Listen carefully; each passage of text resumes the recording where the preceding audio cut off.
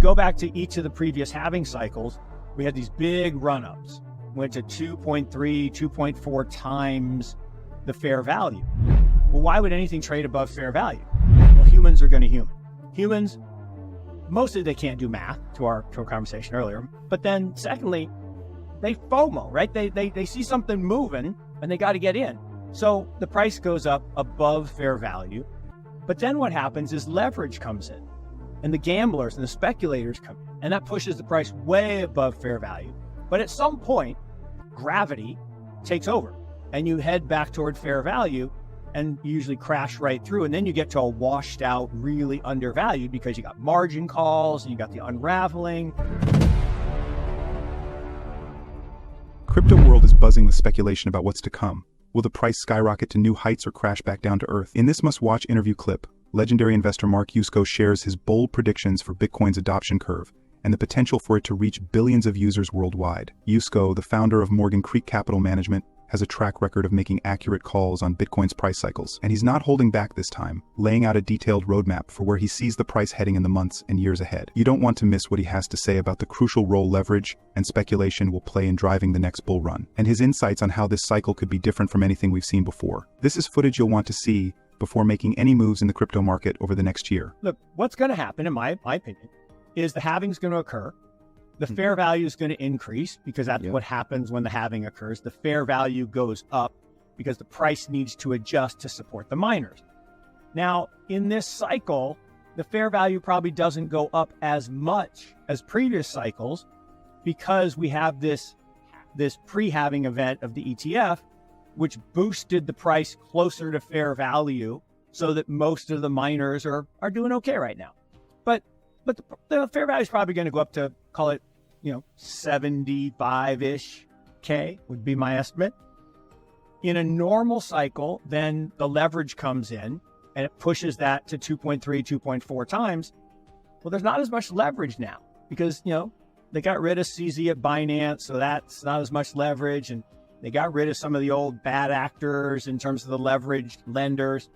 So let's say we only go up 2 times fair value this time. So we go to 150-ish. Okay, well then what happens? Well then, when you're so far above fair value, that's when the short sellers are come in and some of the people will say, okay, that's good enough for me. I'll take a little profit.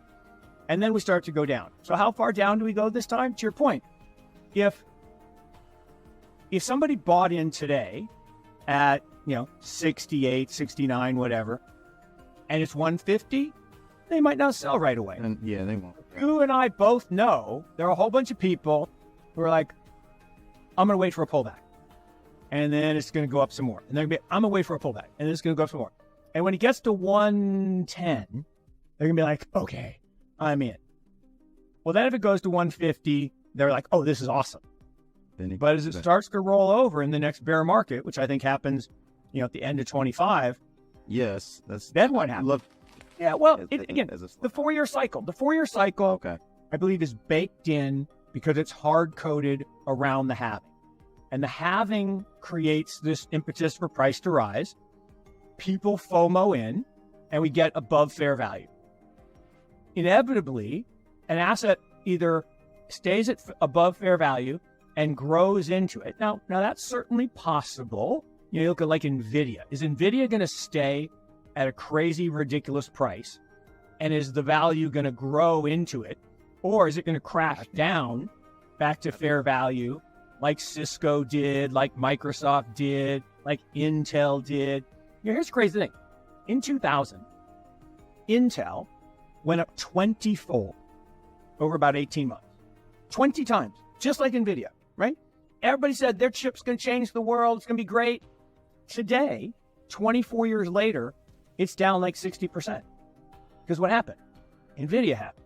So is there another company AMD come in AMD help NVIDIA? Yeah. Probably. It's possible. Yeah. Right. Not today, but probably. Yeah. So my only point there is I don't think the cyclicality's gone. I don't think this is number go up in a straight line. I think we're going to have peaks and we're going to have troughs. And for a while, we're going to make higher highs and higher lows. That's called accumulation, right? So there's going to be an accumulation over the next year or so. Then when it gets too highly priced, there'll be distribution. The smart money, the people who bought early, or some of the whales, will start to distribute to the masses. And then when it falls, they buy back.